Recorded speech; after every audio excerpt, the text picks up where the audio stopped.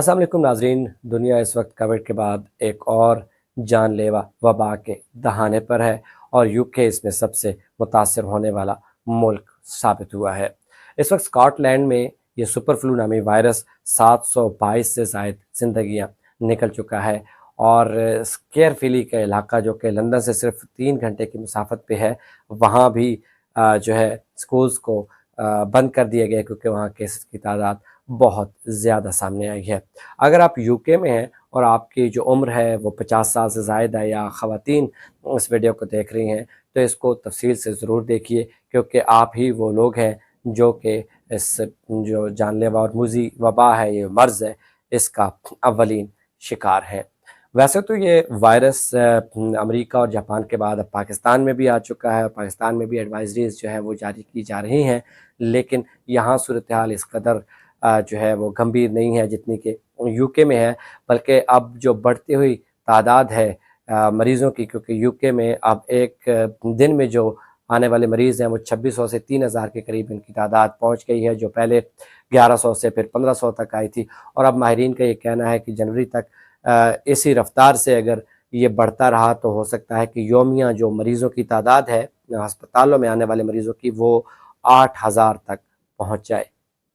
आज के इस वीडियो में हम इस बीमारी की अलामात, इस बीमारी के हवाले से जो आदाद शुमार हैं जो बीबीसी ने, द गार्डियन ने और बाकी जो यूके के नामवर इदारे हैं उन्होंने जारी किए हैं, और फिर नेशनल हेल्थ सर्विसेज के हवाले से जो बातें सामने आई हैं, उनके चीफ ने क्या कहा है, इन पे ज़रा बात करेंगे और इसके वैक्सीन के हवाले से भी बात करेंगे। आज के इस वीडियो में हम इस बीमारी की अलामात और इसके हवाले से जो ताज़ा तरीन आदाद शुमार हैं बीबीसी, द गार्डियन और दूसरे जो नामवर इदारे हैं, नशरियाती इदारे हैं यूके में, उन्होंने क्या इसके हवाले से आदाद शुमार दिए हैं, उस पर हम ज़रा बात करेंगे और फिर वैक्सीन के हवाले से बात करेंगे, क्योंकि हुकूमत का ये कहना है कि इस बीमारी का वाहिद हल सिर्फ वैक्सीन है। तो हम देखेंगे कि इसकी कीमत के हवाले से क्या सूरत हाल है और इस हवाले से माहिरीन का क्या कहना है। तो पाकिस्तानी तारकीन वतन के हवाले से मैं आपको ये बता दूँ कि वैसे तो यूके में जो है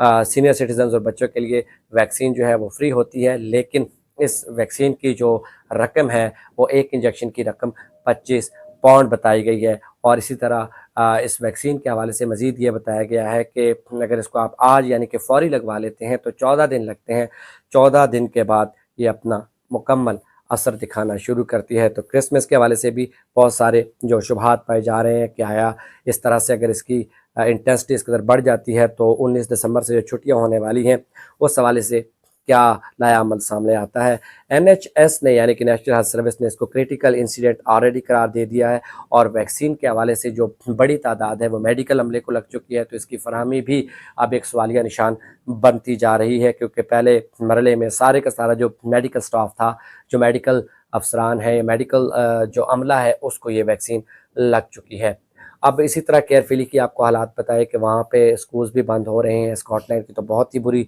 सूरत हाल है। यूके के इर्द गिर्द मतलब जो स्पब्स हैं वहाँ से बहुत अच्छी खबरें नहीं आ रही हैं, और जनवरी तक ये खदशा ज़ाहिर किया जा रहा है कि अस्पताल शायद मरीज़ों से भर जाएंगे। यूके में फैलने वाला ये जो वायरस है जिसको NH3 2 सबक्लेड या फिर सुपर फ्लू कहा जाता है, इसके हवाले से NHS का कहना है कि बेहतर यही है, जो चीफ है कि बेहतर यही है, उनका कहना है कि लोग मास्क लेकर निकलें और अगर वो बीमार हों तो वो घर पे रहें, और मास्क का इस्तेमाल इसके जो रफ्तार है बढ़ने की उसको कम कर सकता है। लेकिन अब तशवीशनाक हालत ये सामने आई है कि इसमें जो अमवात बढ़ रही हैं स्कॉटलैंड में और इस तरह बाकी इलाकों में जो लॉकडाउन या स्कूल जो बंद हो रहे हैं, लॉकडाउन तो नहीं कहना चाहिए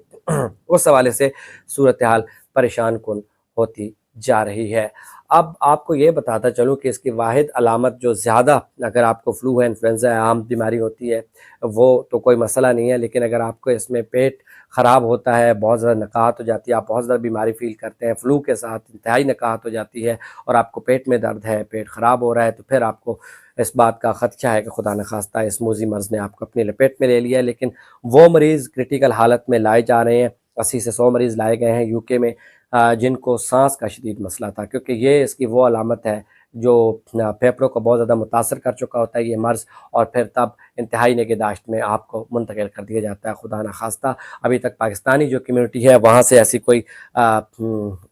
پریشان کن خبر جہاں جہاں پاکستانی کمیونٹی زیادہ ہے وہاں پہ نہیں آئی، لیکن اوور آل جو یو کے میں یہ بات سامنے آ رہی ہے، اس سے میں نے کہا کہ میں آپ کو آگاہ کر دوں۔ امریکہ اور جاپان میں بھی اسی طرح کی صورتحال پیدا ہو چکی ہے، پاکستان میں بھی اس وقت ایڈوائزریز جاری کی جا رہی ہیں، تو لگ یہ رہا ہے کہ شاید یہ پوری دنیا تک کووڈ کی طرح تو نہیں پھیل جائے گا، پھر وہی بات ماسک پہ آ جائے گی، ویکسین پہ آ جائے گی، یا لاک ڈاؤنس کی طرف چلی جائے گی، لیکن